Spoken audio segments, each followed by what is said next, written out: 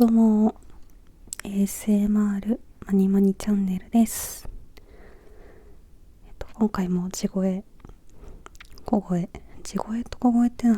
ちで表記すればいいんですかね。いつも一応両方書いてると思うんですけど、その地声のね動画ですね。ちょっと今日私テンションが高めですね。なぜかというとカラオケに行きたかったからなんですけど、今日はちょっとちっちゃい声で動画撮るの無理かなって思ったんですけど、喋りたいことが頭の中でわーって出てきたので、ちょっと頑張ってちっちゃい声でね、ゆっくりね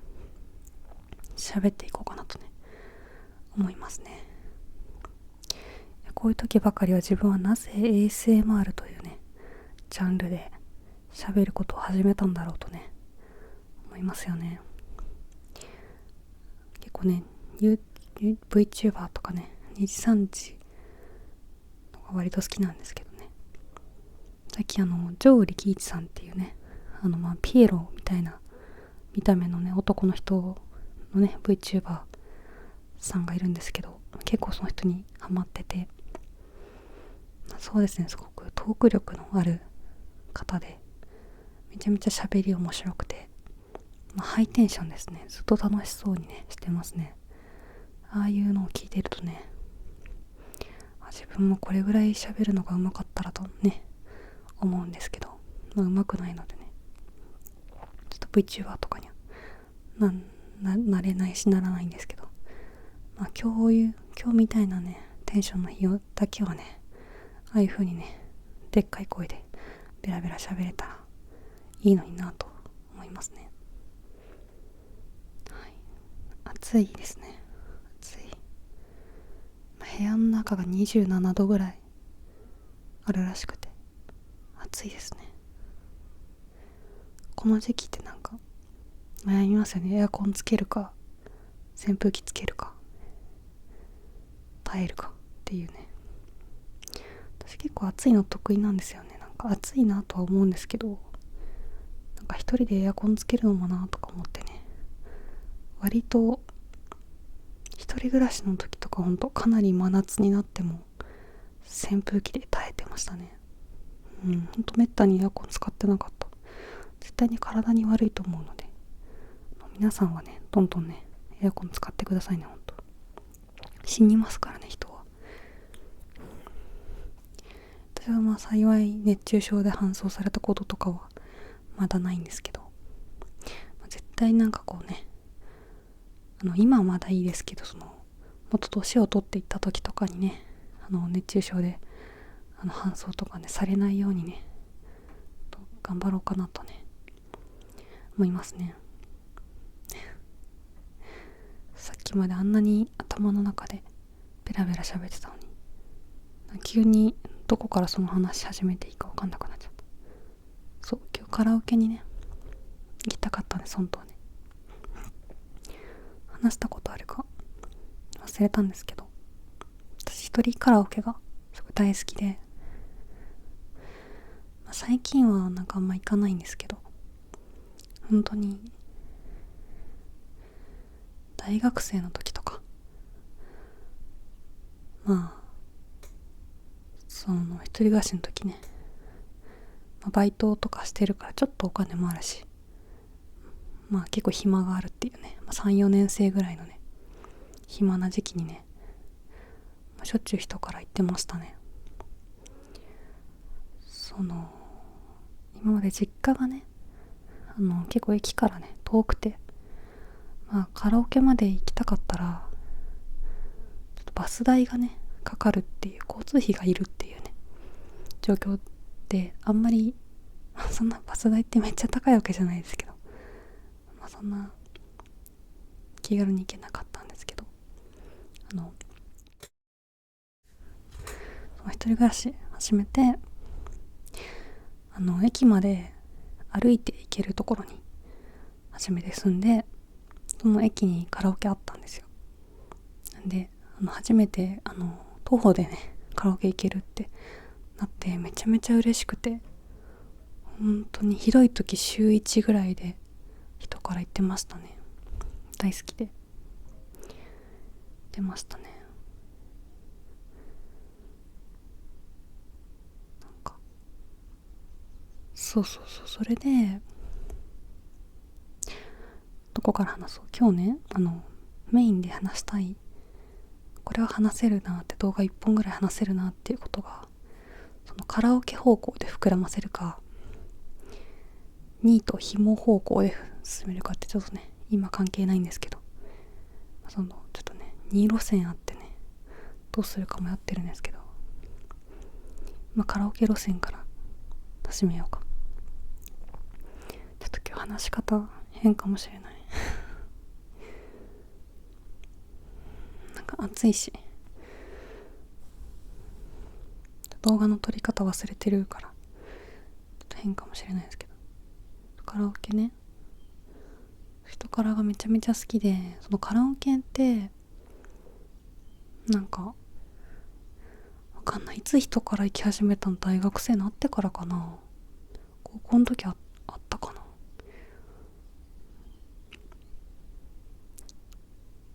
みんなで行ったことしかなかったんですけど、いつからか行くようになって、そっからもう人からしかカラオケ行きたくないなぐらい思ってるぐらい人から好きで、なんだろう、みんなと行くカラオケと自分一人で行くカラオケってなんかジャンルが違う気がしてて、みんなで行くカラオケってやっぱコミュニケーションじゃないですか。あ、この人こういう曲好きなんだとか、こういうアーティスト好きなんだとか知れるし、なんか同じ共通項というか、同じ好きな曲とかあったら盛り上がるし楽しいっていう感じじゃないですか。でも私そういう大人数っていうか3、4人とかのカラオケだとなんかすごい絶対に滑りたくないと思ってめちゃめちゃ焦っちゃうんですよ。滑るって受けを取るとかじゃないんですけど、その場にいる人の誰一人として知らない歌を絶対に入れたくないって思っちゃうんですよ。なんか別に何入れてもいいんですよ。別に上司とかね、そういう緊張するようなね、間柄だったらちょっと気を使ったね選曲するかもしれないですけど、別にね友達同士で行くの何歌ってもいいじゃないですか。なんですけど、なんかほんと中学生とかね高校生の時とかは本当に逆にこの曲好きだからちょっと知ってよみたいな、プレゼンみたいな感覚で歌ってたりもしたんですけど、なんかある程度、大人というか、ちょっと若さゆえのご利用し感みたいなのがなくなってくると、みんなが知ってる曲歌わなきゃっていう風になんか思考が固まってしまって、どうしても自分は好きだから歌うんだっていう風にできなくなって、その場にいる人の年齢層だったり趣味思考、アニメが好きとかボカロが好きとか、私結構オタクとねカラオケに自分もオタクなのでオタクとカラオケに行くことがもっぱら多いので、大体ボカロかアニソンにね偏ってるんですけど、どの辺を歌えば滑らないかとね、そういうのをねすっごい頭の中で検索して、周りの人が知ってる範囲、ベン図みたいなことですよね、数学のね。周りの人が知ってる範囲と自分が知っててさらに歌える範囲っていうね、歌えるぐらい覚えてるとか、歌えるぐらいキーがね高すぎないとかね、そういうのを重なるところをね一生懸命探して、もう脳内検索エンジンがフル稼働してね探し出すんですよね、そういうね曲を。簡単に言うと空気を読むっていうね、空気を読みすぎちゃうっていうね、読まんでもいい空気を読んで、その場にいる人の一人にはせめてね、これ懐かしいねとか言ってもらいたい、これなんとかの曲だよねとか言ってもらいたいと思って、そうですね、滑らないカラオケしてしまいますね。そんなんで本当に歌いたい曲とか本当に好きな曲は、歌えないんですよね。人とのカラオケだと歌わないと言ってもいいですけど、その本当に好きなものとか、本当に今歌いたいものとかを人にねさらけ出す勇気がないというね、ただの育児なしとね言ってもらっても構わないんですけど、そういうね、だから全然その人とのカラオケではフラストレーションが溜まっていく一方で、全くね晴らせないので、人からに行ってね解放するっていうねターンが必要なんですよね。一回それを味わってしまうとね、もう戻れないですね。本当私は人から行くとなんか一人で、一人は当たり前か、その好きなアーティスト、今日歌いたい気分のアーティストの好きな曲とか歌える曲をもう全部バーってまとめて入れちゃって、もう10曲とか入れちゃって、気が済んだら違うバンドとか歌手に移るっていうねのをやりますね。なんか今日はこれが歌いたいんだみたいなのを結構決めてというか、そういうのがある時に行くことが多いですね。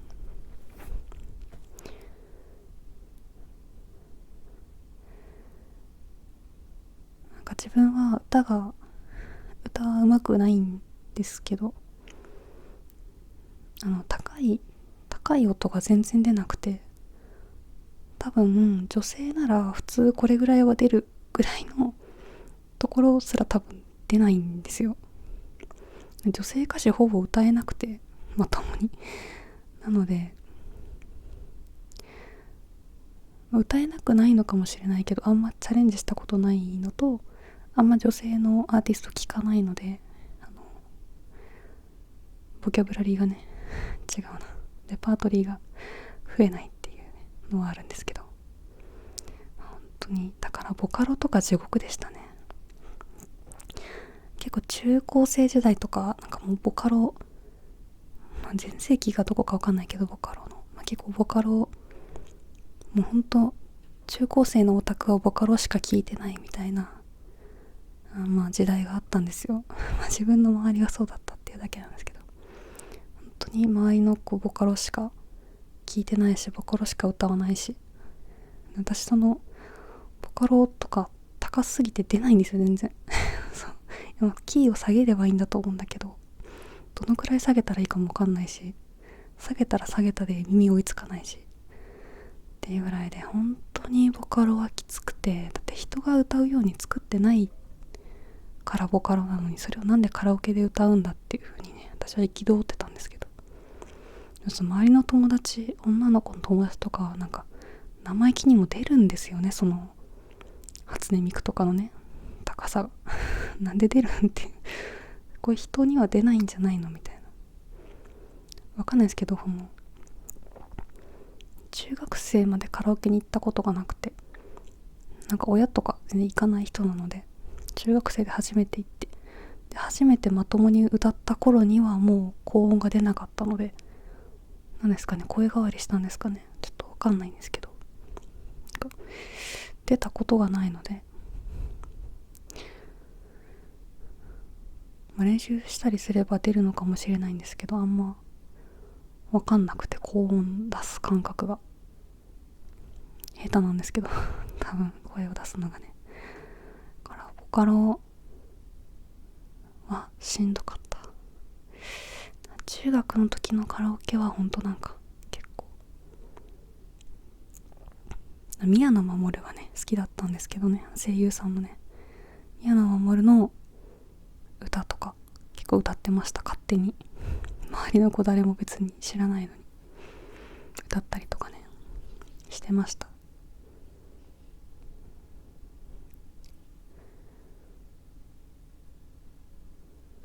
なんで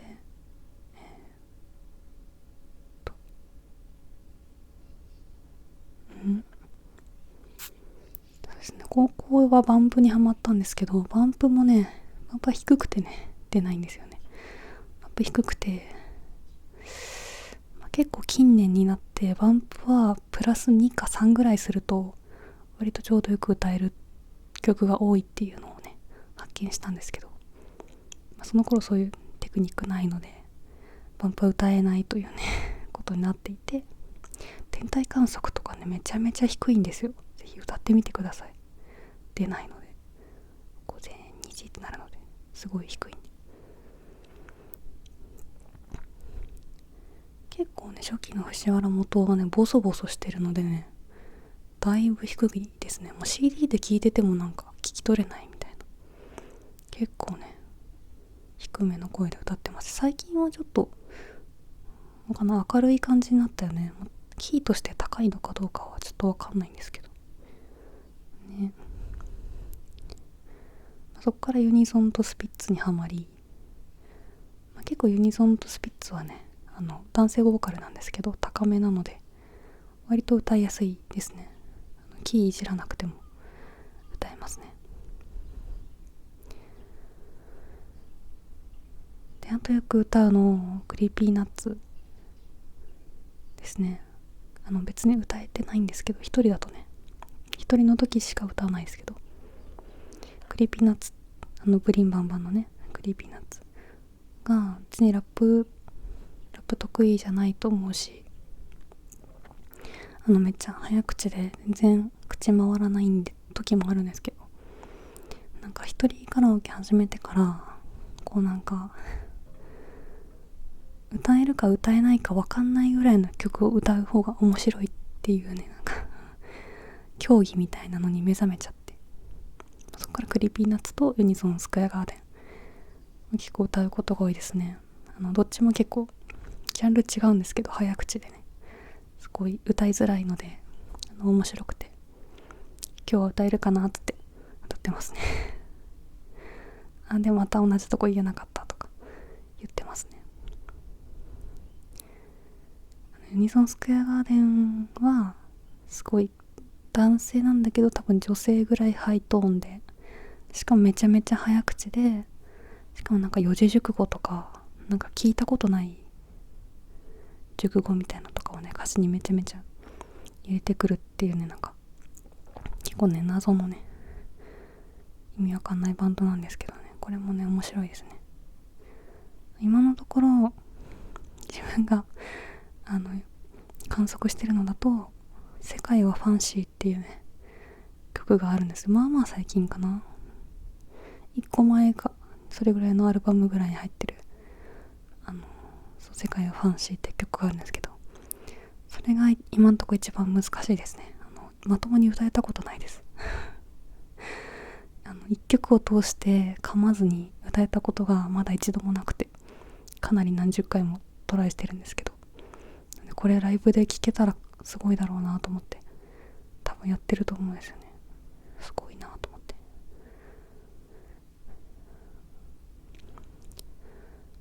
世界はファンシーはなんて説明したの、ラップとも違うんだけども、ものすごい早口でね、ものすごい難しい熟語を並べ立てるっていうね、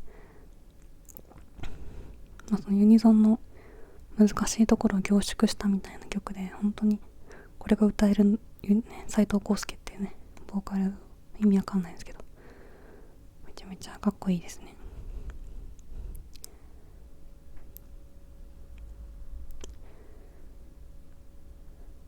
クリーピーナッツも本当なんか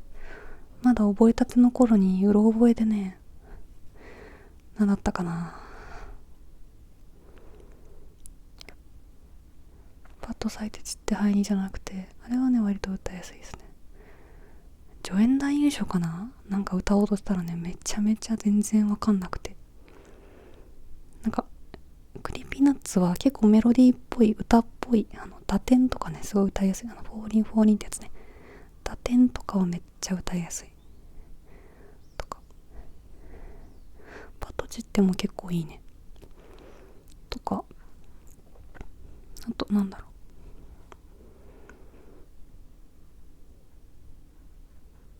う、なんか歌いやすい曲と歌いにくい曲が結構激しくて難しいですね。夜更かしの歌は割と歌いやすいかな。そう、私結構そのクリーピーナッツハマってちゃんと聴いてたのが何年か前なので、最近また聴き始めて、なんか知らないアルバム出てたりとか、あと二度寝とか、二度寝結構気に入ってますね。そんな新しくないのかな、二度寝もブリンバンバンもちょっとまだカラオケで歌ったことないので、今度試してみたいなと思って、そろそろ覚えたかなと思ってまだ覚えてないかな。どうなんだ、カラオケ行くとなんか、ああこんな覚えてなかったんだって思いますよね。この辺全然わかんないなとか、 C メロとかね、なんだこれってなりますよね、歌詞だけ出されてもっていうのとかありますね。本当に改めて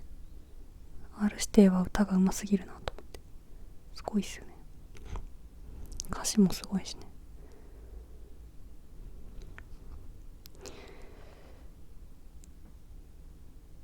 そう、あと椎名林檎をね、最近なんかまた聞いてるんですよ。なんか音楽の話ばっかりしてるかな、なんか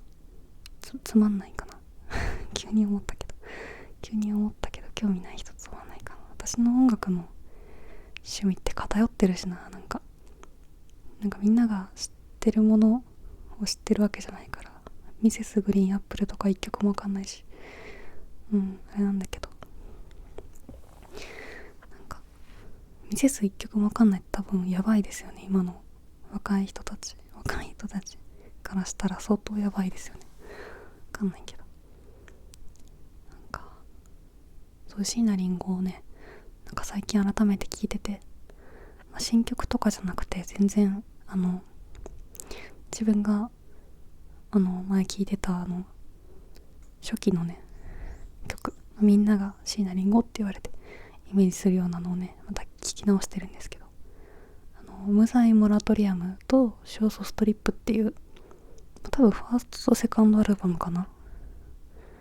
ていう、まあ本当に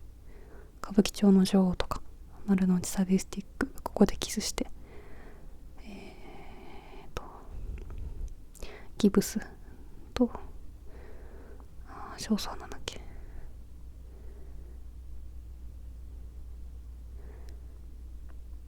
そのみんなが知ってる椎名林檎がね大体詰まってるのがそこの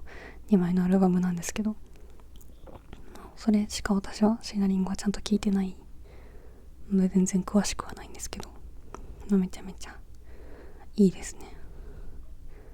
やっぱ歌がうまい歌がうまいなって思う。でも椎名林檎の歌い方ってすごい独特だよなと思って、なんかあんまりなんか誰をこう意識してるというか影響を受けてるのかなって、なんか急に気になって、なんかウィキペディアとか読んじゃったんですけど、なんか歌手とかのウィキペディア読むのめっちゃ好きなんですけど、なんか椎名林檎は結構なんだろう、これっていうのはないらしいんですけど、結構海外の女性のアーティストとか歌手とか真似してるらしくて、確かに海外の女性の歌手って結構こういう力強いこう太めのね声の出し方とかするよなと思って、そういう感じなんだって思って、だから他と似てないんだとか思って面白かったですね。結構椎名林檎はなんかもともとクラシックとかバレエ音楽とかバレエやってたらしくて、なんかそういうの歌がない音楽から音楽好きになってみたいな、そこからなんかジャズとか聴くようになってみたいな、その私の知らない音楽ばっかりでしたね。R&B とかそういうなんかかなり独特な音楽履歴みたいなのを持ってて、そういういろんな音楽聴いてると、ああいう独自性のあるね音楽作れるのかなとかね思って、すごいなって思ったりしました。別に何聴いててもいいんですけど、かっこいいなって。山下達郎もねすっごいなんか海外のねなんかマニアックな音楽とか詳しくて、なんかラジオ聴いてても全然わかんない話とかするんですけど、山下達郎めちゃめちゃすごい、なんか何それみたいなどうやって見つけるのみたいな音楽聴いてるあの人。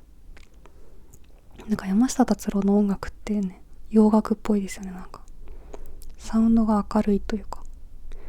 なんか何なんだろうね、私私音楽理論とかコードとかも詳しくないので喋れないんですけど、なんかね、山下達郎の音楽って日本語の歌詞がついてるんだけど、なんか洋楽っぽく聴けるというかね、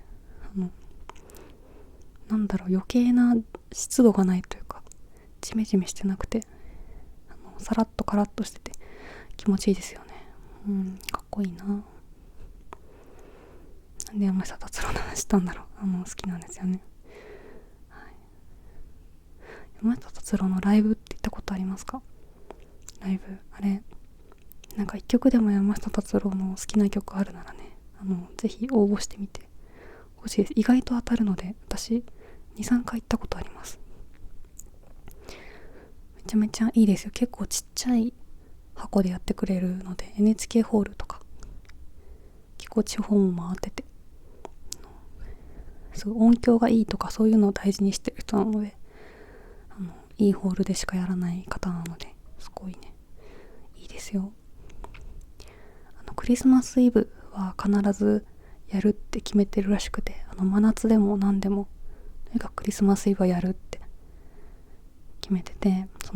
それを聞きに来てくれた初めてのお客さんがいるからって言ってやってくれるので、知ってる曲1曲もないってことは多分あんまないと思いますね。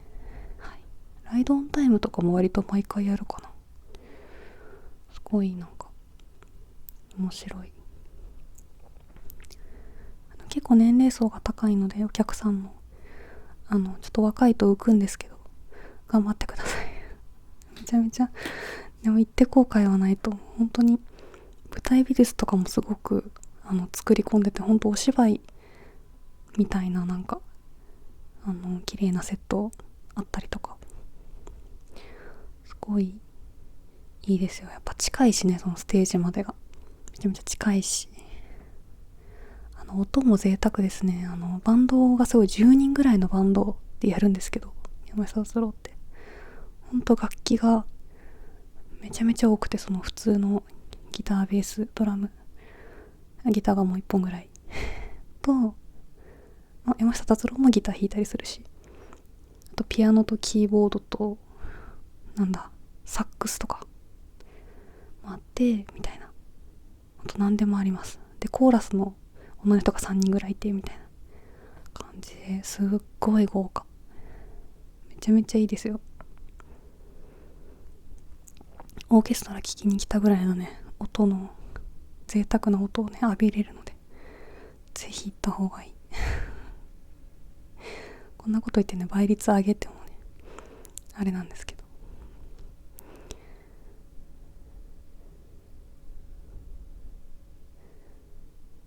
倍率高いは高いらしい。私はお兄ちゃんが2人分応募してくれて、行ったんですけど、何回かお父さんはかなり毎年応募してるのに1回も当たらないって言ってて、お父さんもね好きなんですけど、山下達郎、そうお父さんは行けてない。お父さん行ってほしいですね。ちょっと私たちに山下達郎を教えてくれたのはお父さんなのに、お父さん行けてない。かわいそう。行ってほしい。やっぱ山下達郎のライブに限らないかもしれないですけど、結構転売対策厳しいので、事前にフルネームとか登録しないとね。で身分証とかも見せるんですよ、会場で。なので譲ったりとかはできなくて、ほんとね行かせてあげたかったんだけど、ぜひ行ってほしいですね。めちゃくちゃいい。一回山下達郎のライブ行ったら、サプライズで竹内まりや出てきたことあってで知らなかったんですけど、結構最後の方かな、ライブのですっごい綺麗な人出てきた、何って思ってたら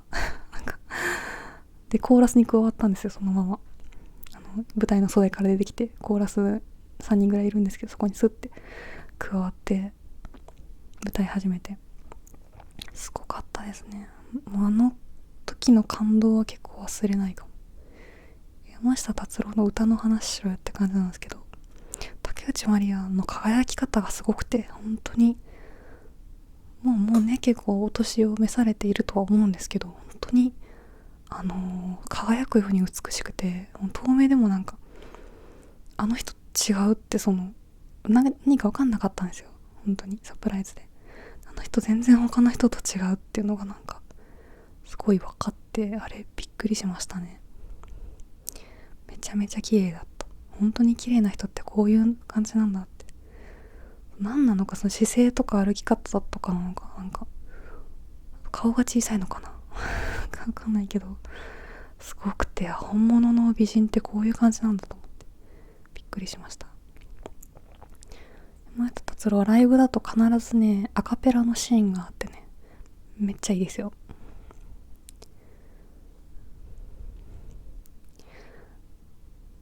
山下達郎自身のコーラスがガーって流れてて、そこに山下達郎が肉声でというかアカペラでね歌うっていうのとかあって、めちゃめちゃすごいですね。やっぱラジオも長年やってる方なんで MC がめちゃめちゃ面白いですねみんな笑ってるし。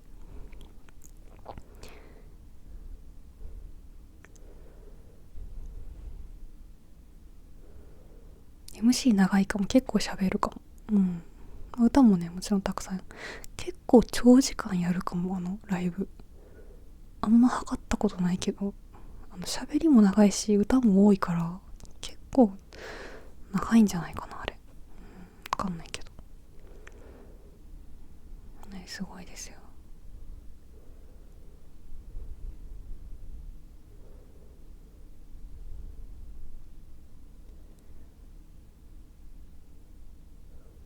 そんな感じか。何の話してたんだっけ。椎名林檎の話がしたかったんだよね。あんま喋れることないから、椎名林檎詳しくないからね。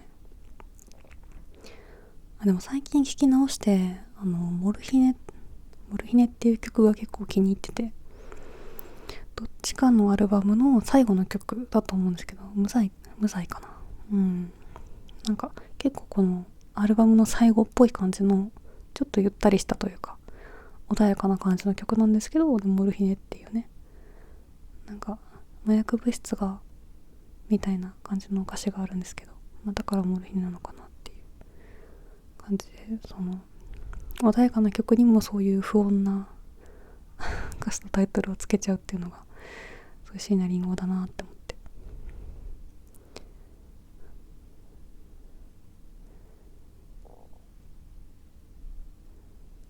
そう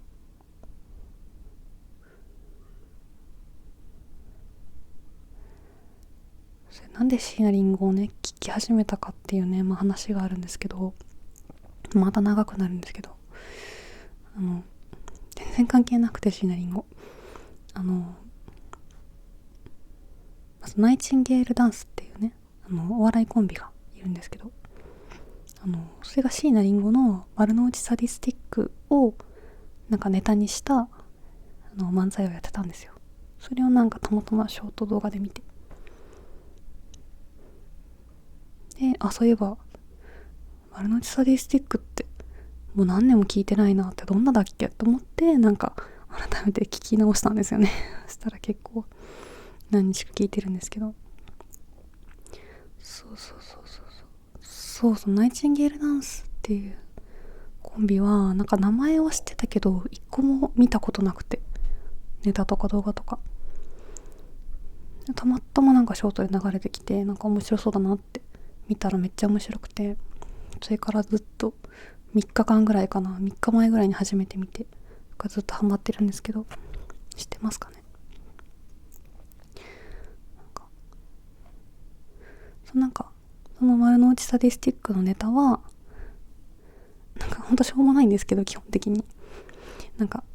それはなんか丸の内サディスティックは椎名林檎がまだ福岡にいた17歳の時に書いたやつだから、ちょっと東京のことあんまよく分かってないから、丸の内線ユーザーの僕が歌詞を変えていくわって言って、で19万持ってないお茶の水、いやお茶の水に住んでる人は19万持ってますって言ってでなんか丸の内線のなんか駅名でそのお茶の水とか池袋とか後楽園だったかなとか、あの辺をなんか丸の内線の駅名になんか入れ替えていくっていうだけのネタなんですけど、めちゃめちゃ面白くて、そのネタ気に入りすぎて、私丸の内線の路線図わざわざ調べちゃってここなんだとか言って、方南町がね出てくるんですけど、方南町っていうなんか丸の内線の駅名があって、そこが出てくるんですけど、なんかそこがここでこうなってみたいなジェスチャーをするんですけど、全然わかんなくて何ってなったから調べたら、その方南町っていうのが多分丸の内線の終点の一つ、なんか池袋側と方南町荻窪かな、なんか Y 字に分かれるんですよ。なので終点が2個あるというか、その方南町に住んでる人は荻窪行きだと多分帰れないみたいなのがあって、それをネタにしてるんだって分かって、へーってなったんですけど、これって東京都民だとしても分かるのかと思って本当に丸の内線使ったことある人しか分かんないんじゃないかなと思って、よくこんなマニアックなネタ作ったなと思って。マニアックって失礼かもしれないですけど、電車に対してなかなか山手線とかとやっぱちょっと違うじゃないですか、知ってる人の数が。だから面白いなと思って、しかもちょっと歌がうまいんですよね、そのネタのちょっとそのね、金髪のね中野ナカルティンっていうのと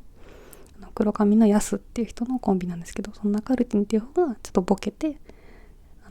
ヤスが突っ込むっていうねコンビなんですけど、ナカルティンがそのボケとして歌うんですけど、その歌声がやたらいい声なのねいい声っていうか、その発声がしっかりして、声がなんだろう、声量があって、で高いハイトーンがしっかり出てて、すごいいい歌い方っていうか気持ちいい歌い方なんですよ。こいつ歌うまくねってちょっとなんか気になってたら、なんか調べたらその人本当に声が高い、結構ネタにしてるらしくて、まあ歌ネタも多いんですけど、なんかひどいのひどくはない、ロマンスの神様、ゲレンデのねあれねを歌ってみた、原曲キーで歌ってみたっていうのを出してて、そのナカルティンが一人でがあって、てか何曲かあるんですよ、歌ってみた動画が。なんか高いのばっかりね、強風オールバックっていうボカロの曲とか、あとアドのなんかワンピースの私は最強かなとかね、全部見たんですけど、めちゃめちゃ面白い歌がね、声量とハイトーンがとにかくすごくて、出るんですよ全部。ロマンスの神様とか、私出ないんですけど、ロマンスの神様マイナス2しないと歌いきれないんですけど、出るんですよね。ナカルティは成人男性なんですけど出るんですよ。うまいかうまくないかあんまうまくはないんだけど、でもちゃんと出るんですよ全部音が。すごいなと思って、なんか面白い、顔も面白いしなんかね癖になって見てるんですけど、すごい面白い。あんま歌に注目してこの人喉いいなと思って見るのもおかしいかなと思うんですけどね、いやすごい歌声が好きでね芸人の歌声が好きってどういうことなんだって感じなんですけど、めちゃめちゃ好きですね。なんかほんと漫才中も声が高くてでかいっていう、とにかくね、ほんとナカルティンがその元気な感じでどうもみたいなずっと言ってるんで、うわーもうこれ劇場行って生でこの声聞けただけで嬉しいなとか思っちゃってね、どんだけ声でかいんだろうと思ってね、ワクワクしちゃいますね。私はあんまりそのお笑い結構好きなんですけど、 YouTube 見てばっかりであんまり劇場には行ってないんですけど、一回さやかが上京前に京都のね祇園花月っていう、なんかもうすぐ移転なくなっちゃう、まあ、そういう京都のね吉本の劇場があるんですけど、そこに見に行って、初めてお笑い見たのかな、そこで劇場ででそのさやかを初めて生で見て、2人ともめちゃめちゃ声がでかいんですけど、さやかっていうコンビは本当に声が大きくて、その劇場中に響き渡ってるんですよ。でマイクからね、どんどん離れていくの、2人がどんどん離れてって怒鳴り合ってるんですけど、全部聞こえるんですよ、ちゃんと。すっごい声でかいなと思って。別に劇場ってそんな狭くないんですよ、本当に。ちょっとホールみたいな広いのになんでこんな声通るんだろうと思って、声通る人好きかもしれないですね。面白いです。令和ロマンとかは全然2人とも声通んないって自分で言ってるんですけどね。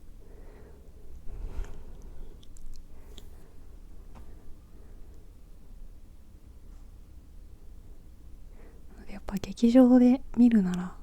声でかい人はちょっと多分声でかいだけでちょっとね面白いと思うそうなんかちょっと多分神保町に所属してるのかな、ナイチンゲールダンスが。ので神保町の劇場まだ行ったことないんですけど、行ってみたいなって思ってたので、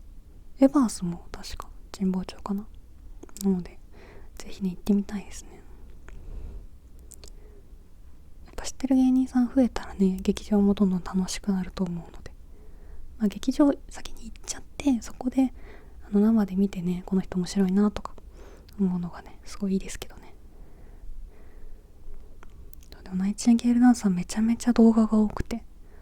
ショート動画てか漫才の切り抜きとかもいっぱい出してるので、1700本ぐらい動画あって、チャンネルにもうめちゃめちゃ見れるんですよね。でやばいですね、もう廃人のように一日見てますね。そういうずっと YouTube 見てるし、ずっと楽しいからちょっとやばいって、なんか外出なきゃと思ってカラオケ行こうと思ったら、電話したら満席ですって言われたっていうねしょうもないオチが今日なんですけど、全然面白くはないですね。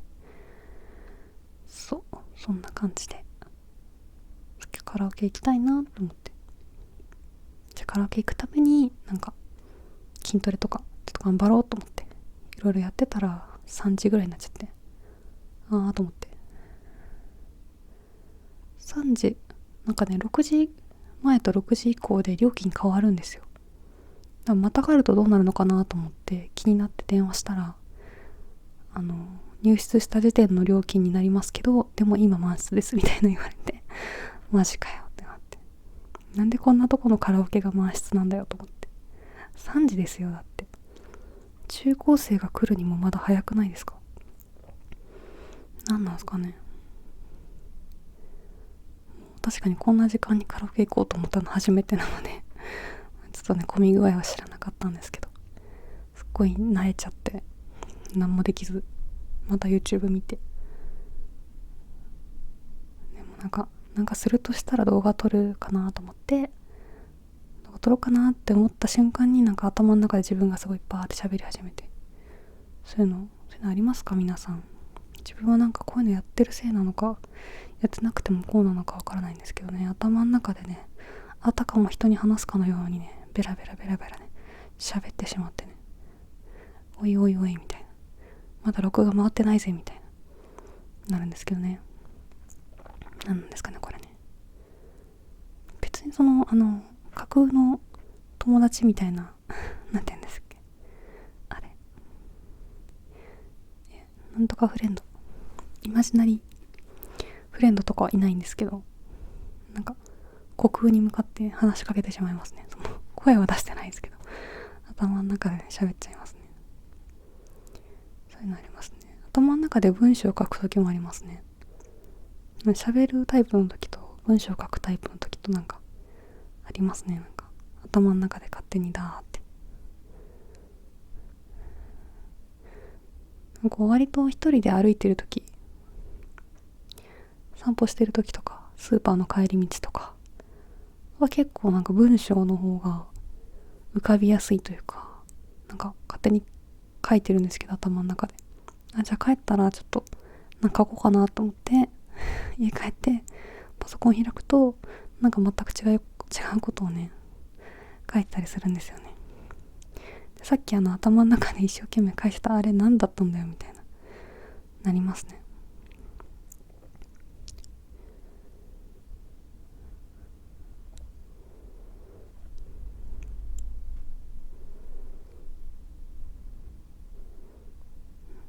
なんかかこつけるというか威張ってるわけじゃないんですけど、夢の中で小説書いてる時があって、小説って言うとそんな大したもんじゃないんですけど、なんか文章が浮かんでて、でその目が覚めた時も全部覚えてる時あるんですよ。どういう展開でどういう文章でって全部覚えてるんですよ。でもそれ全部文字にしたら多分4、5センチぐらいいくんですよ、自分の感覚からすると。なのでそれはちょっとめんどくさいとか、そんな時間ないとか、そんなにもう興味ない、頭の中とはいえ書き終わってしまったものにあんま興味持てなくて、なんかもういいよって別に面白くないしとか思って書かないんですけど、本当無駄だなと思って。例えば有名な音楽家というかとかで夢の中で作曲をしてたみたいな、夢の中で書いたメロディーがこの曲になったんだみたいな、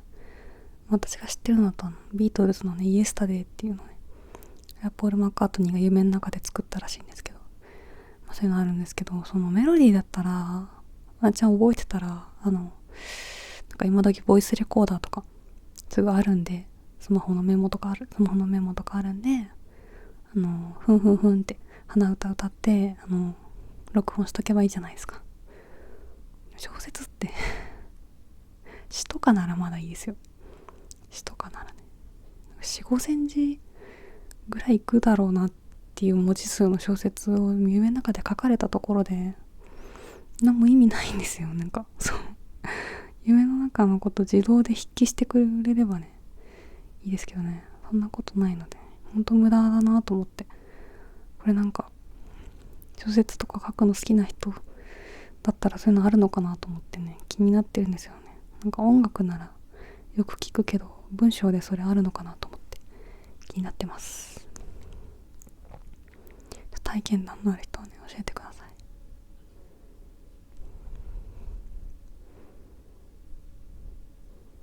でももう信じてもらえないですよね、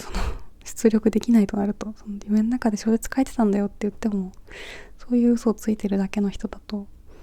思われて終わりの可能性もあり、それなんか自分が特別な人間だみたいな、自分は他の人とは違うんだアピールをしたい、なんか中学生みたいなって終わりますよね。恥ずかしいですよね、本当に。このシャツの話ってしたかな。これねめっちゃお気に入り、去年かな買ったんですよ。これセンスオブプレイスっていうね、私がいつも死ぬほど着てる T シャツがあると思うんですけど、長袖とかのね刺繍入ってるT シャツね、よく着てるやつあるんですけどね、あれの同じブランドのねシャツですね。これボタンもね同じ色なの、可愛いよね。結構ね高かった、シャツにしては5000円か6000円ぐらいして、でその時ねちょうど GU かユニクロで同じようなちょっと色が違う水色みたいな、ちょっとね違う色味なんだけど似たようなシャツあって、そっちの方が2000円ぐらい安かったの。めちゃめちゃ迷って、どうしようってなって、いや2000円ケチるぐらいならマジで好きな服買おうと思ってね買いましたね。これほんと買ってよかった。なんて言うんだろう、このサラサラした縦に線が入ってる感じのシャリシャリした素材、これなんていうのかな、ほんまわかんないんだけど、これはねめちゃめちゃ気持ちいいですね。涼しく感じる。 T シャツとかよりもこれの方が涼しいかなっていう気がする。なんか薄くてね、自分は女なので1枚で着ることはできず、なんかタンクトップとか着てるんですけどね、こういうのいいですね。メンズの服の半袖ってこの肘ぐらいまで着てくれるのですごいいいんですよね。冷房とかで二の腕って冷えるので、結構二の腕隠れててくれるとねちょうどいいんですよね。結構なので、フェミニンな服好きだった時は結構 T シャツぴったりサイズっていうか、なんなら M じゃなくて S サイズ買ったりとかしてたんですけど、もう最近は本当にメンズの L とか 7XL とか買っちゃいますね。これは M かもしれない。 T シャツとかだと本当大きければ大きいほどいいと思って買っちゃうね。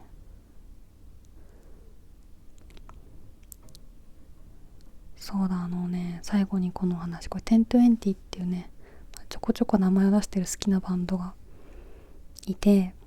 それのねライブグッズ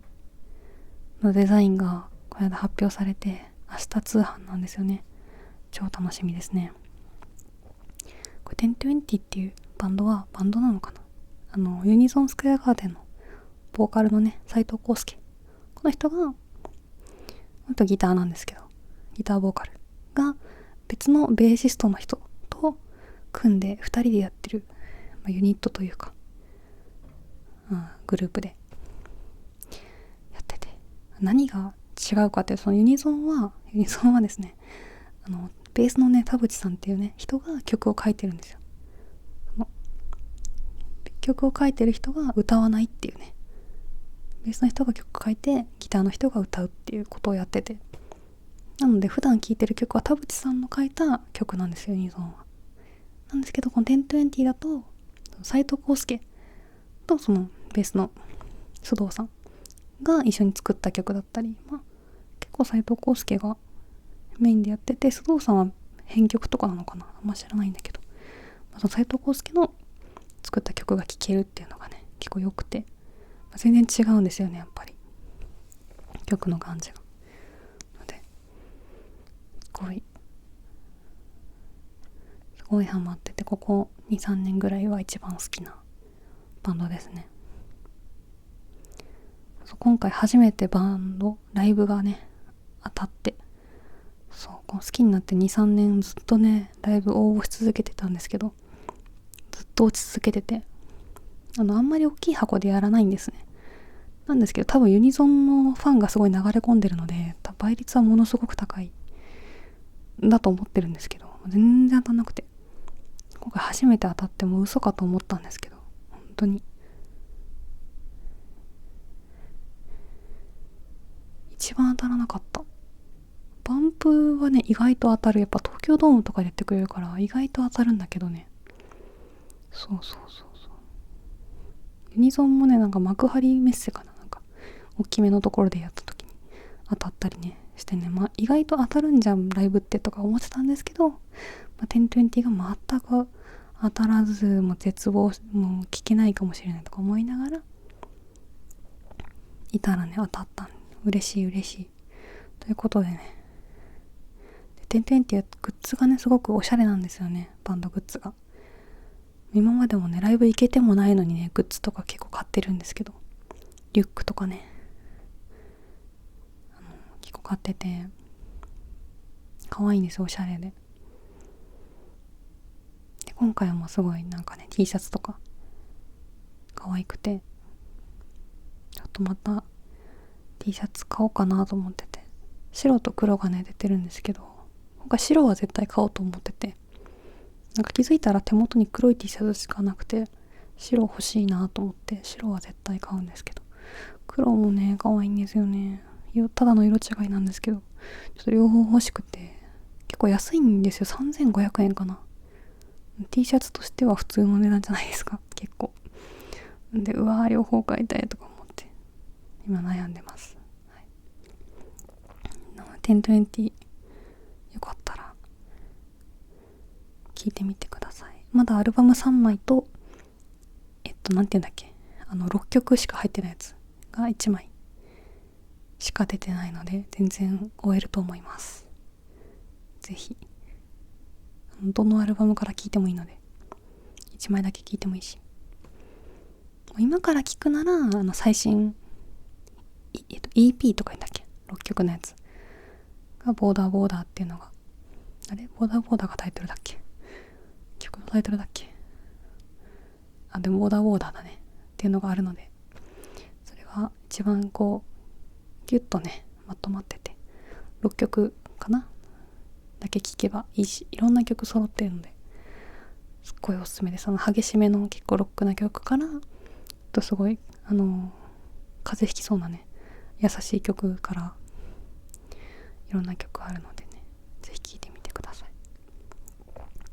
斉藤康介の声が結構独特なので、やっぱ男性なのにめちゃめちゃハイトーンっていうのがやっぱちょっと声があんま好きじゃないとか、正直言われることもあって、その声が苦手っていう人にはちょっとね向かないとは思うんですけど、ユニソンとはまた違うちょっとおしゃれですね。なんか1020おしゃれ、ユニソンもおしゃれな曲いっぱいあるんだけど、1020結構ユニソンほど早口な曲はあんまりなくて、なんか軽めのおしゃれチルポップみたいな軽やかな曲多くて、私すごい聴きやすくて好きなので、聴きやすいっていう表現どうなのかと思うんですけど、そうですね、なんかどんな気分の時でも聴けるかなっていう、暗い曲はあんまりないので、なんかすごい楽しいなって気持ちでもいいし、ちょっと今日元気出ないなっていう時でもいいし、なんかいつでも聴けるなっていう風に思ってたりして、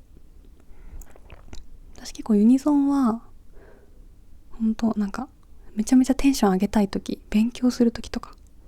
高校生とかあったら勉強する時とか、なんか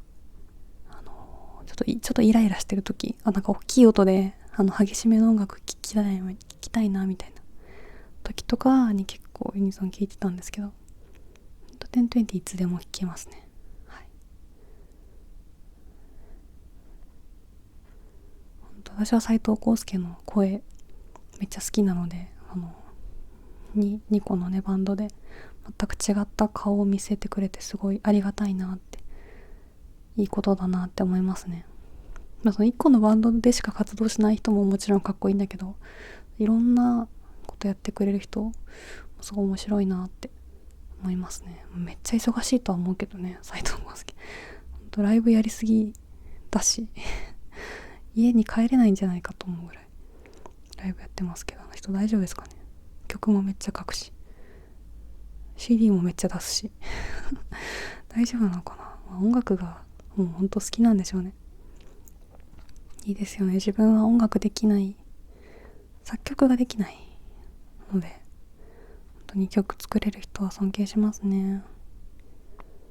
はい、そんな感じですね。今日めちゃめちゃ喋っちゃった。喋ることありすぎて話飛び飛びでね聞きづらかったかなと思うんですけど、ちょっと申し訳ないですね本当に。はい、多分今日早口だったね。あんまり寝る時には向かないかもね。ほんとラジオだと思って聞いてもらえればいいかなと、ラジオにしちゃあんまりちょっと話がね下手すぎるんだけど、